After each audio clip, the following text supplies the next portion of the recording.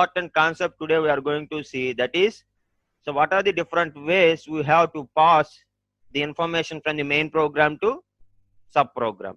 So whenever you want to perform a task repeatedly in the main program, so it is always better to implement that entire task as a subprogram. We are going to call that subprogram as a function.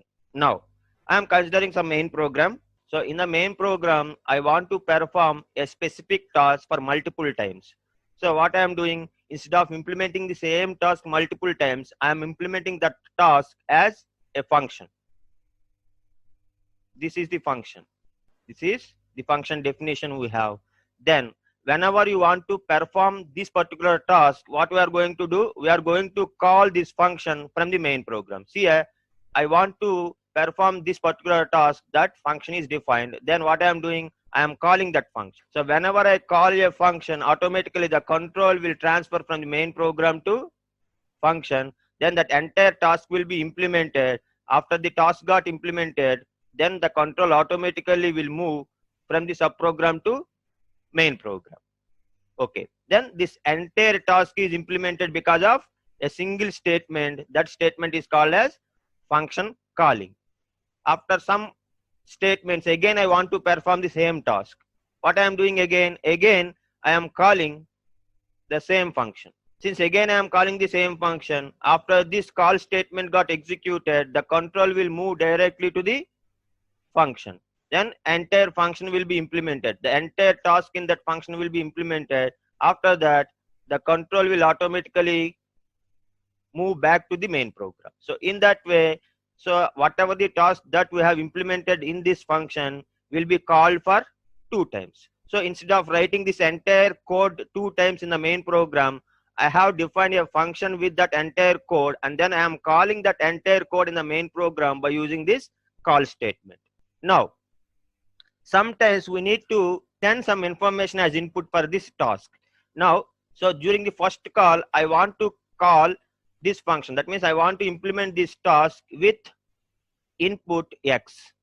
Then I am passing this x from the main program to function. Then this entire function will be implemented by taking x as input. But during the second calling, I want to implement the task by providing y as input. Then during the second call, I am providing y as input to this function. Then this function will take that y as input and performs the required task. That means here what we are doing, from the function calling to the function definition, we are sending parameters. Here I am defining a function with some values. Okay, that means this function is taking a as input parameter and it is performing some operations on this a. Now, from the main program, I want to call this function with some input. Then what I am doing, I am using a call statement to that function with value 5. Then automatically what will happen? While you are calling that function, so whatever the value you have with function calling 5, so that will be moved to this a.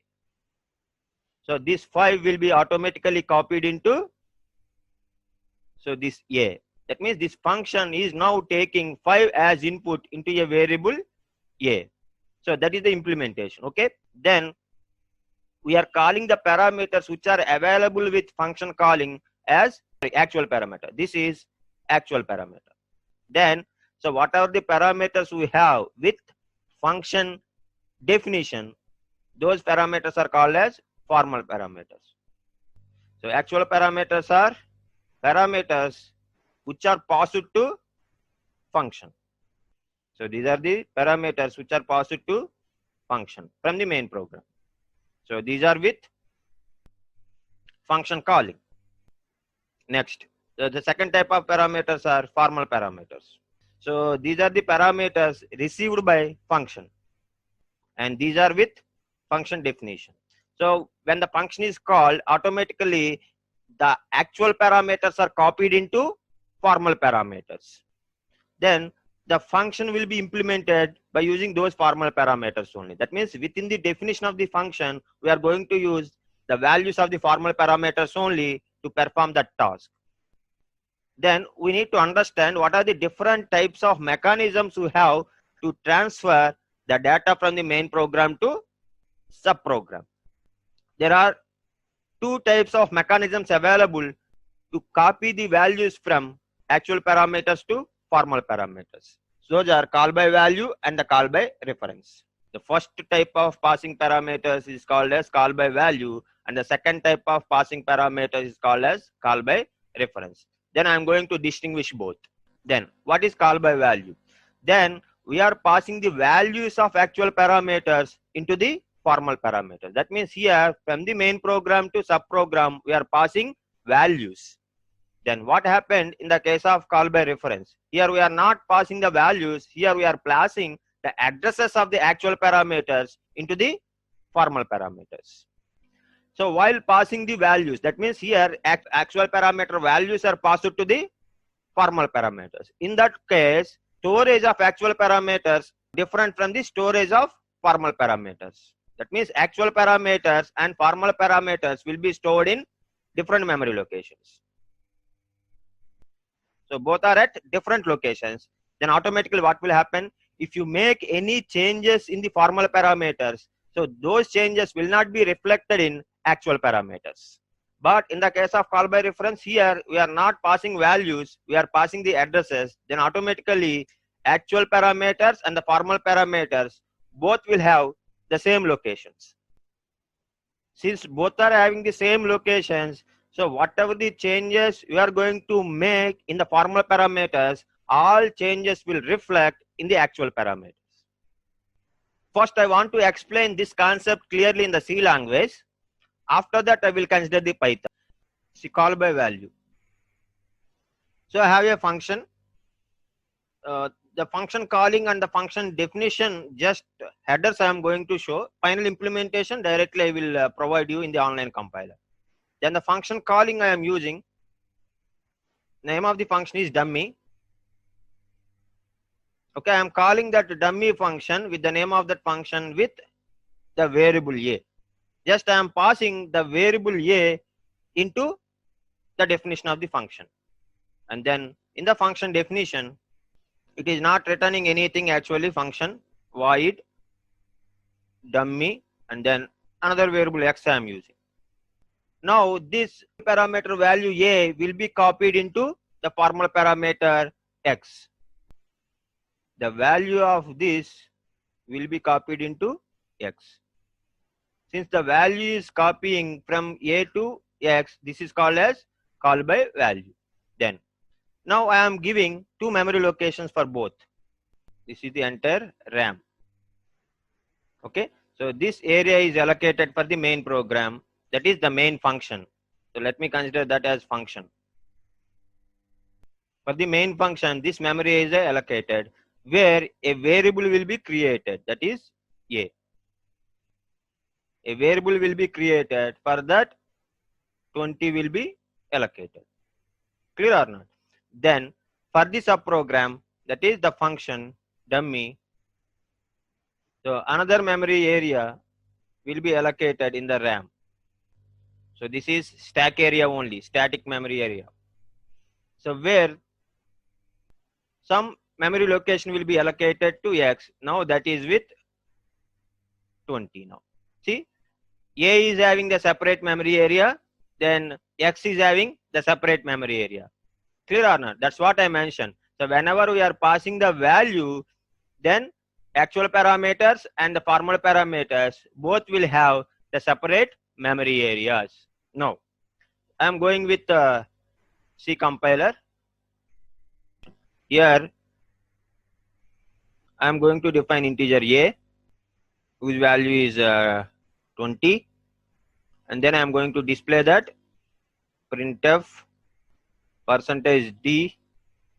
Then before that I want to give some statement, the value before function calling.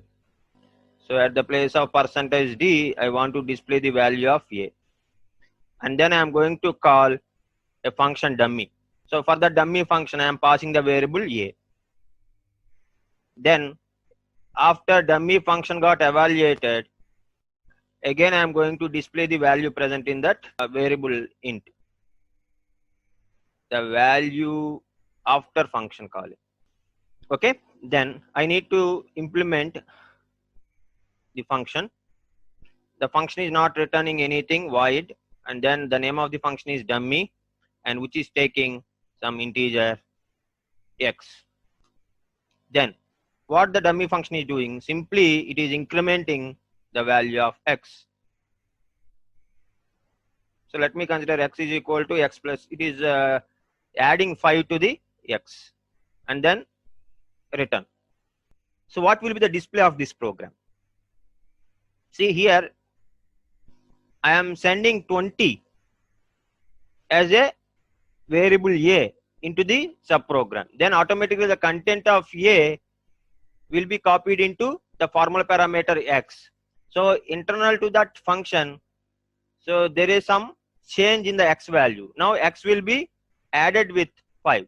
X is equal to x plus 5, and then normal return statement will get executed. We will come back to the main program. After function calling, the main program is having another printf statement to display the value of a again.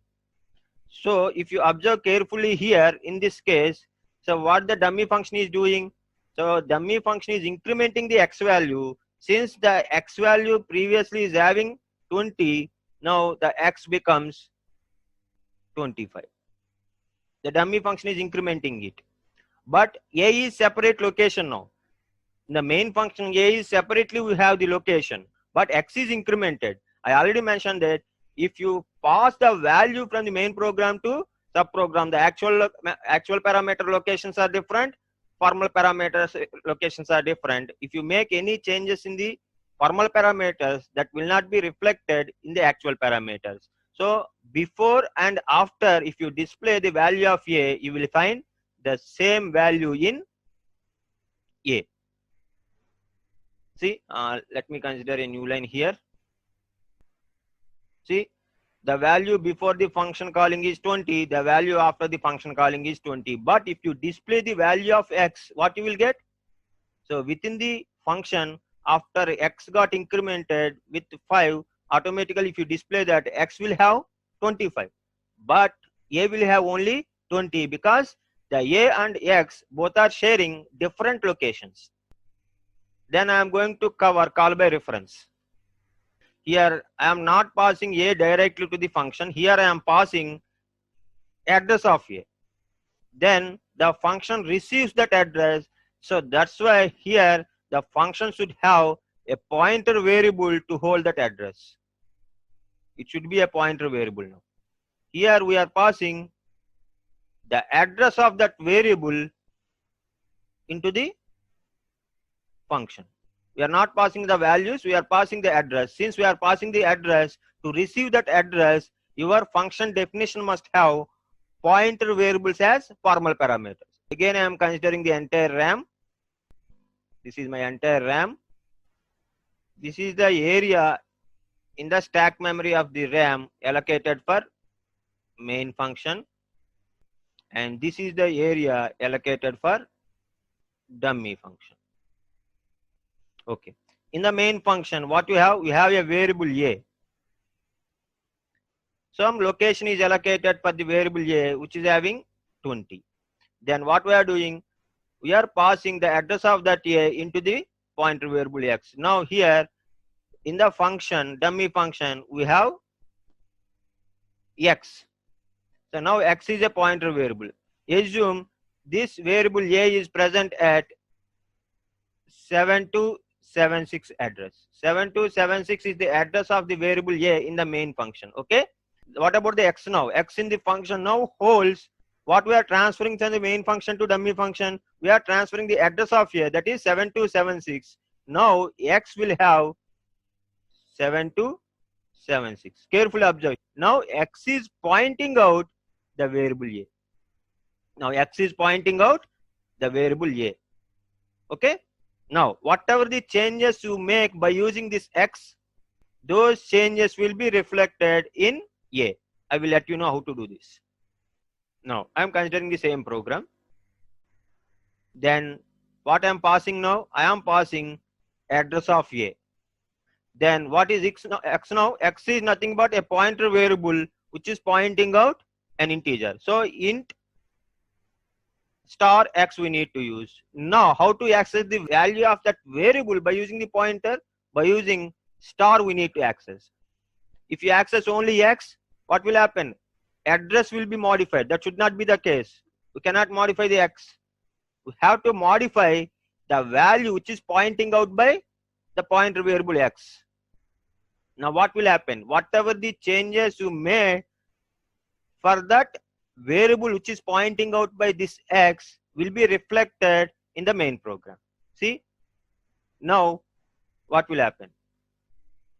Before calling, a is having 20. After calling, a is having 25. That means the changes made by this function reflected in main program.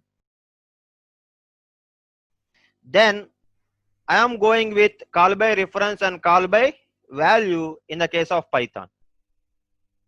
Actually, if you consider the Python, strictly speaking, there is no call by value, there is no call by reference. Everything is call by object reference. In Python, everything is called by object reference because everything is an object in Python. So if you pass anything, that will be considered as passing the data from main program to subprogram as call by object reference.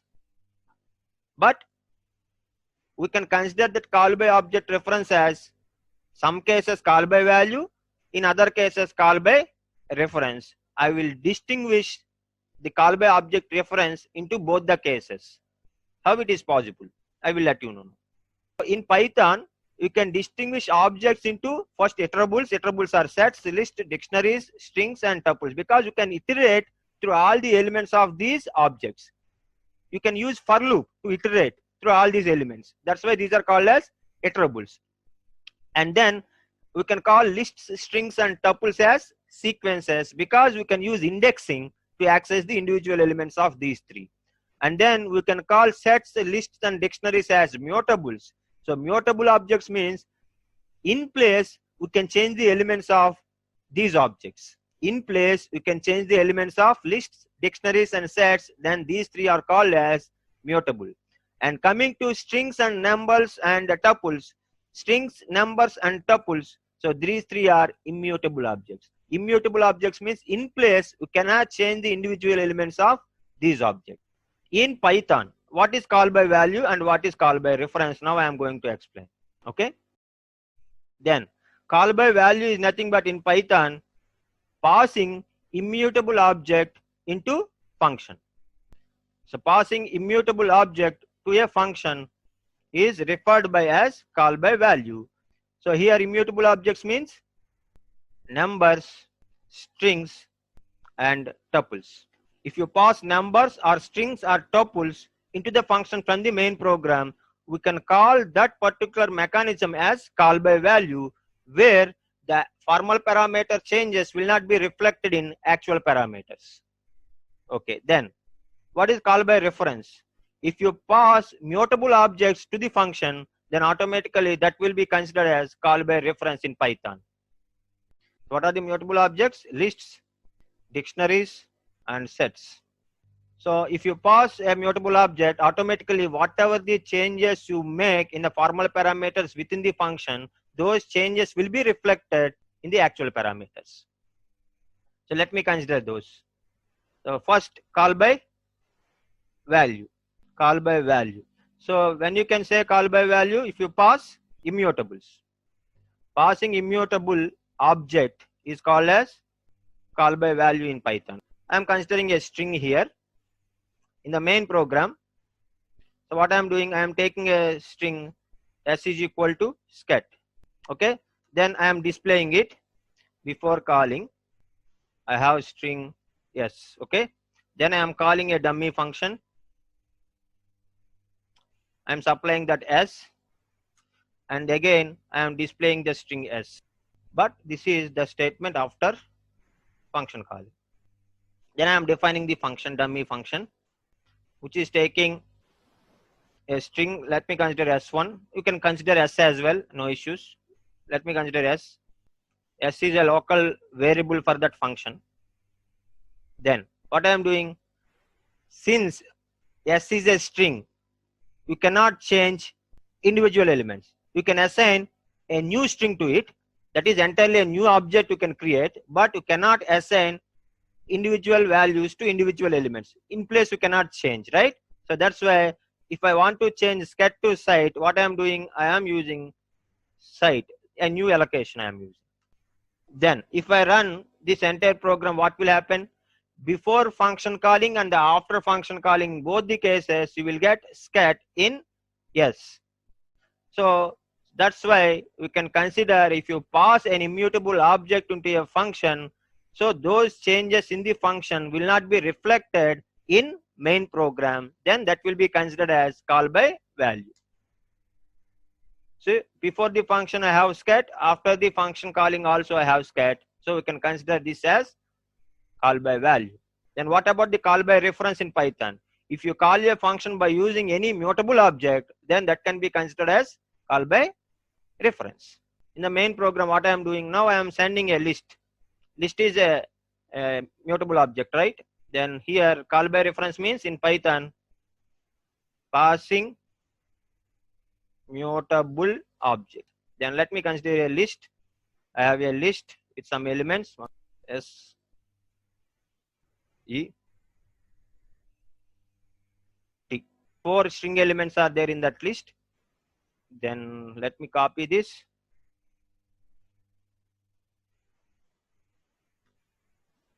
So before function calling, I have a list L here. I am calling the dummy function with that list, that is a mutable object now.